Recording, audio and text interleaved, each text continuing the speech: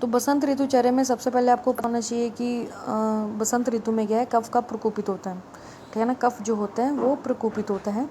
और आप लोग को अगर याद होगा तो एक टेबल बनाया जाता था। टेबल में क्या होता था कि सबसे पहले आपको क्या है पता होना चाहिए कि कौन सी ऋतु में कौन सा दोष जो है प्रकोपित हो रहा है, कौन सा है जो संचय हो रहा है और कौन प्रशमन हो रहा है, ठीक है। तो वो उसमें देखना होता था। तो अगर हम बात करें कि टेबल याद करने की, तो टेबल याद करना बहुत इजी है। तो टेबल अगर याद करना हो तो उसमें क्या आ जाता है, उसमें सबसे पहले आ जाता है कि कौन कौन सी हैं जो प्रकोपित हैं। तो प्रकोपित में क्या आ जाता है कि बसंत में कफ प्रकोपित होता है, वात में वर्षा में वात प्रकोपित होता है, शरद में पित्त प्रकोपित होता है, ठीक है। उसी हिसाब से क्या होता है, अगर हम एक एक ऊपर चलेंगे, जैसे कि वर्षा में अगर वात प्रकोपित होता है तो ग्रीष्म में संचय होगा, और जो शमन होगा वो कब होगा, वो उससे नीचे वाली ऋतु में होगा, मीन शरद ऋतु में होगा। जो पित्त है उसमें भी यही है कि वर्षा में वो संचय होगा, शरद में प्रकोपित होगा, और हेमंत में आके वो क्या हो जाएगा, शांत हो जाएगा। लेकिन जो कफ होता है, कफ में थोड़ा सा अलग होता है। कफ में होता है कि जो संचय होगा, जैसे अगर बसंत में है तो शिशिर में होना चाहिए संचय, लेकिन शिशिर में ना होकर होता कहाँ है, हेमंत ऋतु में संचय होता है। और जो शांत होता है, शमन होता है, तो वो कौन सी ऋतु में होता है, वो ग्रीष्म ऋतु में ही होता है, ठीक है। अब इसमें क्या बोला गया है, इस जो ऋतु होती है बसंत ऋतु, तो उसमें उन्होंने यही बोला हुआ है, ये देखिए लिखा हुआ है कि बसंते निश्चते श्लेष्मा, ठीक है। कि क्या होता है, क्या कि हेमंत ऋतु से जो क्या होता है, जो कुपित हुआ कफ होता है, वो क्या करता है, बसंत ऋतु में आके सूर्य किरणों से क्या होता है, प्रेरित होकर क्या कर देता है, काय अग्नि बाधते। काय अग्नि बाधते इंपॉर्टेंट है, इस पे स्टार लगा लो। काय अग्नि बाधते मतलब जठर अग्नि को क्या कर देता है, मंद कर देता है, बंद कर देता है, ठीक है ना। उसके बाद उन्होंने क्या बोला है कि अतः अनेक प्रकार से क्या है, रोग उत्पन्न कर देता है, लिखा ना, रोग सतत प्रकोप, ठीक है। रोग को क्या कर देता है, प्रकोपित कर देता है। उसके बाद यहाँ पर बोला गया है कि तस्माद स अंते, ठीक है। उसके बाद इन्होंने क्या बोला है, वमन, इसको अगर हम क्या है ख़त्म करना चाहते हैं तो क्या करना चाहिए, हमें वमन कर्म करवाना चाहिए, ठीक है। क्या करवाना चाहिए, वमन कर्म करवाना चाहिए। अब आपको पता होगा कि वात पित्त कफ जब होता है तो वात में वस्ती कर्म सबसे श्रेष्ठ माना गया है, पित्त में विरेचन कर्म, और कफ में वमन कर्म सबसे श्रेष्ठ माना गया है। तो उसी हिसाब से क्या है कि काय अग्नि को बंधन करता है, और साथ में क्या है कि वमन आदि से है कफ को क्या है निकालता है। नेक्स्ट अगला आ जाता है कि इसको किस नाम से बोला जाता है, इसको और यहाँ पर साइड में लिखा हुआ है, दैट इज़ अ सुख आगमे के नाम से भी बोला गया है। नेक्स्ट अगला आता है कि बसंत ऋतु में कौन सी चीज़ों का त्याज्य करना चाहिए। तो सबसे पहले तो हमें रस बताने चाहिए कि कौन कौन से रस हमें नहीं लेने चाहिए। अगर आपको लास्ट वाला जो लेक्चर होगा उसमें याद होगा, उसमें बताया गया है कि बसंत ऋतु में क्या है कि अगर हम क्या है उस हिसाब से टेबल देखें, तो सबसे पहले नीचे क्या आता था, ऊपर क्या आता था, उस अकॉर्डिंग देखेंगे। तो वो भी आप ऐसे याद कर सकते हैं कि कौन सा रस अगर प्रकोपित है तो उसे ऑपोजिट रस देंगे, ठीक है ना, या वो वाले रस क्या है, त्याज्य हैं। दूसरी बात ये आती है कि ये हम कौन सी ऋतु बोलते हैं, ये बसंत ऋतु बोलते हैं, ठीक है ना। कौन सी ऋतु बोलते हैं, बसंत ऋतु। तो बसंत ऋतु में क्या होता है, कफ प्रकोपित होता है, तो हमें कफ वर्धक आहार विहार नहीं देने हैं। तो इन्होंने वही चीज़ें बोल दी कि इसमें गुरु आहार हो गया, अमल हो गया, स्निग्ध हो गया, और मधु आहार, ठीक है ना। इन चीज़ों का क्या है मतलब सेवन नहीं करना है, और दीवा सोपन नहीं करना है। ये बहुत सारे हमारे आचार्य हैं वो जो बोलते हैं कि दीवा सोपन करने से क्या है, कफ का प्रकोप होता है, ठीक है, कफ प्रकोपित होता है। नेक्स्ट अगला आता है कि वसंत ऋतु में सेवनीय आहार। तो अगर हम वसंत ऋतु, तो उसमें हमें क्या क्या करना चाहिए, तो उन्होंने बोल दिया कि हमें व्यायाम करना चाहिए, उद्वटन कर लगाना चाहिए, उसके बाद धूम लेना चाहिए। कवल और गंडूश आपको पढ़ा दिया गया कि कवल में क्या होता है, जिसमें संचार मुख का कर सकते हैं, ठीक है ना, इसमें कल्क डालते हैं मुंह में, गंडूश में हम द्रव डालते हैं, ठीक है। अंजन करना चाहिए, इसमें बोला गया है कि अंजन, ये इसका अंजन का क्या बोल दिया, सुखम्बू नाम, ठीक है ना। इसको देख लेना, शोष विधि करनी चाहिए। और उसके बाद क्या, उष्ण जल से हमें क्या है प्रयोग, उष्ण जल का या गुनगुने जल का क्या है प्रयोग करना चाहिए नहाने में, ठीक है ना। उन्होंने एज ए नहाने में बोला गया है। उसके बाद नेक्स्ट अगला आ जाता है कि आपको फिर किस किस का उन्होंने बोला है, आपको चंदन, ठीक है ना, इसमें यही चीज़ बोली गई है कि चंदन हो गया, अगर हो गया, उसका शरीर पर क्या करना है, लेप लगाना है। लेप लगाने के बाद उन्होंने क्या बोला है कि आपको यव गोधूम, मतलब कि यव और गेहूँ, ठीक है ना, उन चीज़ों का क्या है, उन चीज़ों का सेवन करना है। अगर हम मांस की बात करते तो हिंदी में चाहे देख लेना कि हिरन का बोला गया है, दैट इज़ अ शरब, और खरगोश का बोला गया, काले हिरन का बोला गया है, लावा, बटेर, सफ़ेद तीतर, ठीक है, इन चीज़ों का है मांस खाने के लिए बोला गया है। और साथ में आप देखना कि यहाँ पर जो बताई गई है मदिरा, तो वो कौन सी बताई गई है, वो बताई गई है सिद्धू और माधवी, ठीक है ना, सिद्धू और माधवी।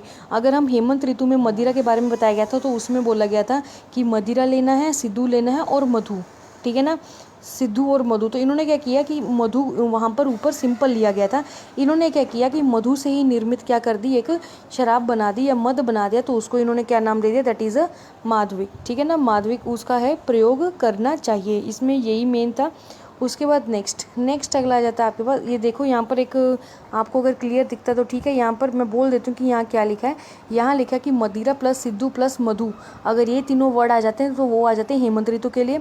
अगर सिंपल आ जाए कि सिद्धू प्लस माधवी तो वो किसके लिए आ जाएगा, वसंत के लिए, जो हमने अभी पढ़ा है।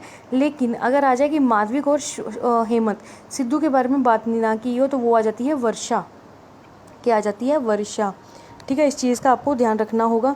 नेक्स्ट अगला आ जाता है हमारे पास कि देखो यहाँ पर चरक है, तो चरक ने क्या है, प्रावृत ऋतु का तो वर्णन किया नहीं है, ठीक है ना, तो उन्होंने वैसे बता दिया कि सुश्रुत में लिखा आएगा कि प्रावृत, जैसे कि हमने बोल दिया कि तुषार बोला है, शीते बोला है, ये जो वर्ड आ जाते हैं तो वहाँ पर अगर हम लोग को समझना चाहिए कि किसके बारे में बात हो रही है, हेमंत ऋतु के बारे में बात हो रही। तो वैसे क्या है, जो अगर आ गया हमारा अगर क्या वर्ड आ गया, दैट इज़ अ ताप अये, ठीक है ना, ताप अये, तो इसके लिए क्या होना चाहिए, तो इसके लिए प्रावृत जो है वो बताई गई है। नेक्स्ट अगला आता है ग्रीष्म ऋतु के लिए। तो ग्रीष्म ऋतु के लिए पहले तो देख लेना चाहिए कौन सा वर्ड आया है। जो ग्रीष्म ऋतु है उसके लिए जो वर्ड आया गया है वो आ जाता है, दैट इज़ म्यूखेगत, ठीक है ना, म्यूखेगत। तो ये जो वर्ड आ जाए तो उससे समझ लेना कि ग्रीष्म ऋतु के बारे में बात हो रही है। उसके बाद नेक्स्ट अगला बोला गया कि इसमें स्नेह ग्रीष्म की जो व्यक्ति है उसको क्या है, जो स्नेह होता है वो क्या हो जाता है, वो रवि में सूर्य की किरणों से क्या हो जाता है, वो शोषण हो जाता है उस चीज़ का, ठीक है। तो हमें कौन कौन से द्रव्य को लेना चाहिए, तो उन्होंने बोल दिया कि कौन कौन से द्रव्य आ जाते हैं। एक तो स्वादु आ गया हमारे पास, शीत द्रव्य आ गया, स्निग्ध अनपान आ गया, वो क्या है, इसके लिए हित माना गया है। उसके बाद नेक्स्ट अगला आ जाता है कि शीत, ठीक है ना। उसके बाद उन्होंने बोला कि जैसे हम गर्मियों में पीते हैं ना नींबू पानी या फिर रूह अफ़ज़ा, मतलब वो चीनी डालकर एक वो सिरप आता है वो डालकर पीते हैं, तो वही उन्होंने चीज़ बोली है कि हमने शीत जल को पीना है और उसमें हम क्या डाल सकते हैं, शकरा, शकरा मीन्स चीनी डाल दो और साथ में उसका मंथ बना लो, ठीक है। वही चीज़ आ जाती है कि घी, सत्तू या शीतल जल का क्या है, न अति सांद्र मिश्र, मीन्स की अच्छे से वो मतलब सत्तू जो यूपी की तरफ होते तो लोग सत्तू पीते हैं, ठीक है ना, पानी में डाल के सत्तू, तो वो चीज़ इन्होंने बोली कि वो आप कर सकते हैं। और उन्होंने बोल दिया अगर क्या है आपको मांस खाना है, तो अगर कोई शाकाहारी है, अगर कोई, पहले तो बात करते हैं मांसाहारी की, उन्होंने बात की गई है, अगर कोई मांसाहारी है तो वो मांस लें और उसको क्या करना, अच्छे से मतलब घी घू लगा के उसको क्या, उसके जानवर मतलब पशु पक्षी का किसी का भी मांस क्या है उस ऋतु में खा सकते हैं। और स्वाभाविक क्या है कि ऐसा देखा गया है कि उस ऋतु में क्या होता है, बल का क्या होता है, नाश होता है। अगर आपको टेबल याद होगा उसमें यही था कि जो आदान काल की सबसे एंड वाली ऋतु होती है, आदान काल की सबसे एंड वाली ऋतु मीन्स जो 3rd नंबर पे ऋतु सबसे एंड वाली है मीन्स ग्रीष्म है वो, और विसर्ग काल की जो फर्स्ट ऋतु वो क्या होती है, दुर्बल बल वाली होती है, बल वाली होती है, दुर्बल बल वाली होती है। जो बीच की दोनों होती हैं मीन्स आदान की बीच की, विसर्ग की बीच की, तो वो मध्य बल वाली होगी। अगर बिल्कुल ही अंत की अगर हम बात करें विसर्ग काल के अंत की और आदान काल के फर्स्ट की, ठीक है ना, तो वो क्या है, वो सबसे श्रेष्ठ क्या होती है, बल वाली होती है, ठीक है। और दूसरी बात क्या इसमें याद रखनी कि अगर आपको वर्ड आ जाए दैट इज़ अ धर्मकाल और आ जाए विदाग, तो ये याद करना कि ये किसके लिए आया गया है, ये ग्रीष्म ऋतु के लिए आया गया है। नेक्स्ट अगला आता है ग्रीष्म ऋतु में वर्ज्य आहार विहार। तो हमें कौन कौन से आहार विहार नहीं करने चाहिए, तो उन्होंने बोला कि आपको मदपान नहीं करना चाहिए या तो अल्प मात्रा में करना चाहिए। अगर आपका बहुत मन है पीने का तो क्या करना चाहिए, उसमें बहु उद्गम का मतलब क्या है, पानी ज़्यादा मिलाकर पीना चाहिए। और साथ में उन्होंने क्या बोल दिया कि आपको कटु अम्ल, लवण अम्ल और कटु मीन्स पित्तवर्धक जो आहार है, जो ये पित्तवर्धक रस होते हैं ना, दैट इज़ अम्ल लवण कटु, तो वही उन्होंने बोला कि उस चीज़ का क्या है, निषेध कर देना चाहिए। और क्या बोला कि व्यायाम भी नहीं करना चाहिए, ठीक है। नेक्स्ट आ जाता है आपके पास कि ग्रीष्म ऋतु में क्या विहार करना चाहिए। अब आपको पता है कि ग्रीष्म ऋतु गर्मी होगी तो क्या करेंगे, हम पहले ठंडे जगह पर रहने का पसंद करेंगे, तो उन्हें वही बोला कि दिन में हमें क्या है, शीतल ग्रह में ही रहना चाहिए। अगर रात्रि है तो चंद्रमा के नीचे जो मतलब जो उसकी शीतलता होती है उसके नीचे ही क्या है, हमें रहना चाहिए। एक वर्ड यहाँ पर आता है प्रवाते, ठीक है, मतलब वही ठंडी हवा, मतलब पंखों से हवा ऐसे लेनी चाहिए। और उन्हें यह भी बोला कि मैथुन करना क्या होता है, इसमें निषेध माना गया है, ठीक है, ये चीज़ों का ध्यान रखना। अब भाव प्रकाश एक है, उन्होंने क्या बोला, उन्होंने बोला कि ग्रीष्म ऋतु और शरद ऋतु में क्या है, अदरक सेवन का निषेध बताया गया है। ठीक है, ग्रीष्म ऋतु और शरद ऋतु में। शरद ऋतु तो इसलिए क्योंकि इसमें पित्त वर्धक क्या है, पित्त का प्रकोपित हो जाता है। पित्त क्या होता है, प्रकोपित होता है। और क्या होता है, जो ग्रीष्म ऋतु, इसके तो आप पढ़ चुके हैं कि ये विहार जो त्याज्य हैं आहार विहार में, कि जो पित्त वाले जो रस बताए गए हैं इसमें क्या त्याज्य हैं, इसलिए भाव प्रकाश में भी हो सकता है कि इस चीज़ को देख के बोल दिया कि जो अदरक है उसमें भी सारे पित्त वर्धक गुण होते हैं, तो वो नहीं करना चाहिए। नेक्स्ट जो सुश्रुत है ना, उन्होंने जो वर्ड दिया गया है वो दिया गया है निदगे। ठीक है ना, तो उस चीज़ को ध्यान रखना कि अगर ये वर्ड आ जाए तो वो किसके लिए बोला गया, ग्रीष्म ऋतु के लिए वर्ड आता है, पेपर में पूछ लिया जाता है। नेक्स्ट अगला आता है वर्षा ऋतु। तो वर्षा ऋतु में उन्होंने क्या बोला है कि वर्षा ऋतु भी क्या होती है, उसमें भी जो जठर अग्नि होती है वो भी दुर्बल ही रहती है। क्या लिखा है, पंक्ता भवंती दुर्बला, मीन्स क्या आ जाता है कि जो जठर अग्नि है वो क्या रहती है, दुर्बल ही रहती है। दूसरा उन्होंने क्या बोल दिया कि भू वाष्प, इसमें ये चीज़ बोली गई जैसे कि जो आकाश से जब पानी, जैसे कि इन्होंने ये बोल दिया कि जो धरती है ना उसमें क्या होता है, उसमें से वाष्प होना शुरू हो जाता है। ठीक है ना, मतलब इस ऋतु में क्या होता है, भूमि से मतलब भाप निकलनी शुरू हो जाती है। जो आकाश से क्या है, पानी अगर जो बरसता है ना, तो वो जो जल होता है, इन्होंने क्या लिखा कि वो कौन सा होता है, दैट इज़ अ अमल जलस्य। तो कैसा होता है वो, अमल वाला होता है। ठीक है ना, अम्ल रस वाला होता है, अमल विपाक वाला, रस नहीं अमल विपाक वाला होने के कारण ये क्या करता है, जो अग्नि होती है ना उसके बल को क्या कर देता है, क्षीण कर देता है। क्या कर देता है, क्षीण कर देता है।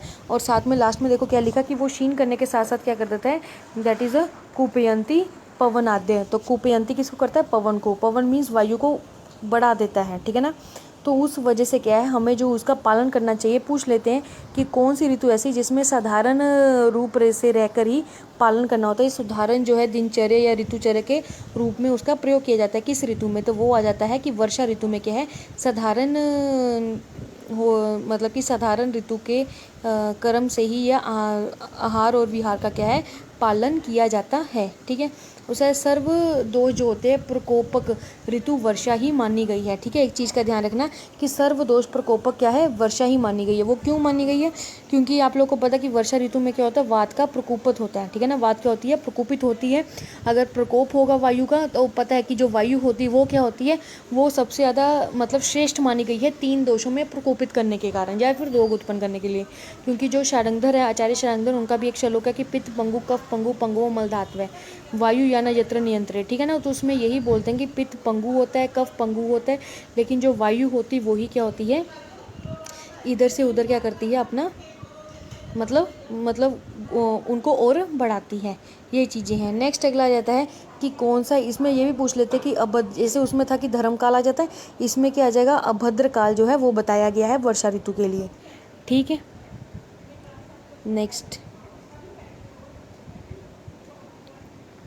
नेक्स्ट आता है कि कौन कौन सी चीज़ें हमें नहीं लेनी चाहिए वर्षा ऋतु में। तो उनमें आ गया उन्मंथ। उन्मंथ क्या होता है, वही सत्तू होता है, जल में घोलकर जो सत्तू दिया जाता है। दीवा सोपन आ जाता है। उसके बाद अवशय आ जाता है, नदी जल, इनका पानी नहीं पीना चाहिए, छोड़ देना चाहिए। मीन्स मैथुन आ गया, उसमें व्यायाम, आतप मीन्स धूप का सेवन इसमें बोला गया कि नहीं करना चाहिए। ठीक है, इसमें एक ध्यान रखना कि इसमें यह भी एक चीज़ बोली गई है, जो अवश्यव्याय है, तो उसमें क्या बोला गया है, वो क्या होता है कि ओस गिरते समय क्या उसमें बैठना या घूमना नहीं चाहिए। ठीक है, ये क्या होता है, बाकी आप सब लोग फिर भी लगा लोगे, लेकिन ये एक अलग सी चीज़ होती है। तो कई बार आ जाता है कि इसमें सत्य और असत्य कथन कौन सा है। ठीक है ना, तो वो हम इमेजिन नहीं कर पाते कि ये भी चीज़ है। तो याद रखना कि बारिश का मौसम हो रहा है तो जो ओस भी गिर रही है तो वो भी क्या ठीक नहीं है।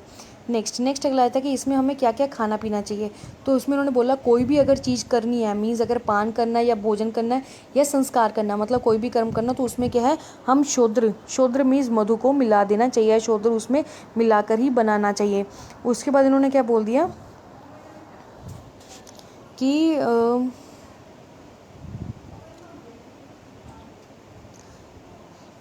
अमल और जो लवण रस वाले जो स्नेह होते हैं उनकी क्या प्रधानता वाले क्या हमें भोजन करना चाहिए। ठीक है, देखो ग्रीष्म ऋतु में इन चीज़ों का क्या था, एकदम मनाही थी कि नहीं करना, लेकिन इस ऋतु में बोल दिया कि अमल और लवण रस वाले जो हैं उनका आप सेवन कर सकते हैं। ठीक है, उसके बाद क्या आ जाता है, विशेषण शीते भोज्य। उसके बाद अगर हम बात करते हैं तो वही आहार हमें खाना चाहिए जो क्या है, जो वात को क्या करे, शांत करे। ठीक है ना, वात को क्या करे, शांत करे। ठीक है ना, हमें वही भोजन खाना है विशेष थे जो वात की, बिकॉज क्योंकि वर्षा ऋतु में क्या वात का प्रकोपित होता, तो इस वजह से ध्यान रखना है। उसके बाद उन्होंने बोला कि पुराना पुराना इन्होंने बोला जंगम मासरस भोज्य। पुराना से इन्होंने क्या बोला कि जो आपने आटा या ओदक, मतलब कि जो आपने गेहूँ चावल लेना है तो वो कौन सा पुराना लेना चाहिए। और अगर कोई व्यक्ति जो है वो क्या है मांसाहारी है तो उसको क्या है मासरस पीना चाहिए इस ऋतु में। और जो अगर कोई शाकाहारी है तो उसको यूश, लिखा ना यूश है संस्कृत है, तो उसको क्या है यूश लेना चाहिए। ठीक है ना, यूश से या फिर संस्कारित हमें गेहूँ चावल आटा इस तरह खानी चाहिए। नेक्स्ट अगला आ जाता है कि हमें कौन सा मधु इन्होंने बोला। तो मधु में देखो एक तो एक आ गया माधविक और मधु, मतलब माधविक और शहद दोनों को मिलाकर ही लेना चाहिए। नेक्स्ट जो इसमें बताया गया है ना महेंद्र, तो महेंद्र से इन्होंने लिया गया है कि आकाश। ठीक है ना, तो उन्होंने बोला कि आकाश, यहाँ देखो यहाँ से शुरू होते हैं वर्षा की, ये क्या बोला गया कि वर्षा ऋतु में क्या है महेंद्र का जल, ठीक है, ग्रीष्म कर गर्म करके शीतल किया हुआ जल, और क्या है कोप का सरोवर का जल पीना चाहिए। ठीक है ना, तो उन्होंने बोला कुएं का मतलब कि या सरोवर का जल पीने को बताया गया है। लेकिन कुछ लोग ऐसा मानते हैं कि जो वार्षिक काल में क्या होता है वात प्रकोपित होता है, और हम लोग क्या पढ़ते हैं जब कफ का प्रकोपित होता है तब हम मधु का सेवन करते हैं। तो फिर क्या, तो फिर मधु जो होगा तो वो तो मतलब कफ के ऑपोजिट है, और कफ के ऑपोजिट क्या होता है वात होता है। तो चक्करपाणी ने इस पर एक बहुत अच्छी बात बोली है। उन्होंने ये बोला है कि जो मधु होता है ना वो वर्षा में क्या है जो क्लेद उत्पन्न हो रहा होता है उसका क्या करता है शमन करता है। अगर हम थोड़ी सी भी मात्रा में अगर मधु को लेंगे तो कोई दिक्कत नहीं होगी। ठीक है, ये चीज़ का ध्यान रखना। नेक्स्ट अगला आता है शरद ऋतु। तो शरद ऋतु में क्या बोला गया, सबसे पहले आता है कि शरद ऋतु को किस किस नाम से बोला जाता है। एक तो आता है धारा धार्यत्य, और दूसरा क्या आता है घनत्य। ठीक है, तो ये वर्ड आ जाता है। और दूसरी इसमें क्या बोला गया, इसमें जो पित्त का क्या हो जाता है प्रकोपित हो जाता है। वर्षा ऋतु में जो क्या शीत साथ में होकर क्या हो जाता है ऐसे अंग जो क्या करता है कि सूर्य को किरणों से तप्त हो चुका होता है। और फलतः क्या हो जाता है कि वर्षा ऋतु में जो संचित हुआ होता है पित्त होता है वो शरद ऋतु में आके क्या हो जाता है प्रकुपित हो जाता है। फाइनली आपको ये याद करना है कि पित्त प्राय शरद कुपयंती। ठीक है, कुपयती, तो ठीक है ये याद हो गया। और इसको किस किस नाम से बोला जाता है, तो इसमें आता है घनात्य। ठीक है, किस नाम से आता है घनात्य से आ जाता है। घनात्य का मतलब घन प्लस अत्य, घन मीन्स आ जाता है बादल, यहाँ पर लिखा हुआ है कि बादल, और प्लस किया जाता है अत्य मीन्स नाश। ठीक है ना, कि मेघों का नाश मीन्स वर्षा है, वर्षा के बाद तो शरद है। मेघों में जो वर्षा होती है तो वो कब होती है, वो तो होती है मतलब उस ऋतु में, वर्षा ऋतु में। ठीक है ना, जो बादल आएंगे वो तो वर्षा ऋतु में आएंगे। तो नेक्स्ट ऋतु में क्या होगा नाश ही तो होगा, तो उससे तुम लोग याद कर सकते हो। ठीक है, उसके बाद नेक्स्ट अगला इसमें बोला गया कि शरद ऋतु में क्या है अगर मांसाहारी कोई व्यक्ति है तो उसको किस किस का बोला गया, तो उन्होंने लावा, बटेर, पिंजल, ठीक है, एन बोल दिया। उसके बाद शरब हो गया, इन चीज़ों का क्या है मांस खाना चाहिए। ठीक है ना, उसके बाद उन्होंने नेक्स्ट लाइन बोल दी कि सभी को चावल, गेहूँ, बाजरा जो, ठीक है ना, इनका क्या है सेवन करना चाहिए। और जो तिक्त रस वाले जो घृत पान है उनका क्या है सेवन करने को बोला गया। याद रखना इसमें कौन से रस की बात की गई है, उसमें तिक्त वाले रस की बात की गई है, मतलब तिक्त जो रस वाली जो सर्पी से होगा वो करना चाहिए, विरेचन करना चाहिए, और साथ में क्या बोला है रक्त मोक्षण करना चाहिए। ठीक है, इन चीज़ों का ध्यान रखना है। नेक्स्ट अगला आता है शरद ऋतु में क्या आ जाता है त्याज्य आहार विहार। ठीक है ना, शरद ऋतु में कौन से त्याज्य आहार विहार करने चाहिए, तो उन्होंने बोल दिया कि अगर वासा है, ठीक है ना, तो त्याज्य में सबसे पहले आया था कि आतप। तो आतप क्या होता है, आतप होता है धूप। ठीक है ना, तो पहला क्या है धूप का ही सेवन नहीं करना है। ठीक है, दूसरा कि वासा तेल, उसके बाद ओस की बूंद उसमें भी बोला गया है। ठीक है, उसके बाद क्षार आ गया, प्रागवात, पूर्वी वायु जो होती है पूर्व दिशा से जो आने वाली जो वायु होती है उसका सेवन नहीं करना है। ध्यान रखना, पूछ लिया जाता है कि पूर्व से आने वाली वायु है वो उसका सेवन किस ऋतु में बताया गया कि निषेध है, तो वो कौन सी है शरद ऋतु में क्या है निषेध बताया गया है। नेक्स्ट अगला आता है हमारे पास हंसोदक। तो हंसोदक भी किस ऋतु में पहले पूछ लिया जाता है, तो हंसोदक जो होता है वो शरद ऋतु में होता है। और कौन से आचार्य ने नहीं दिया है, तो क्या है अष्टांग जो संग्रह है उसमें क्या है हंसोदक के बारे में वर्णन नहीं है, बाकी सबके बारे में हंसोदक के बारे में वर्णन किया गया है।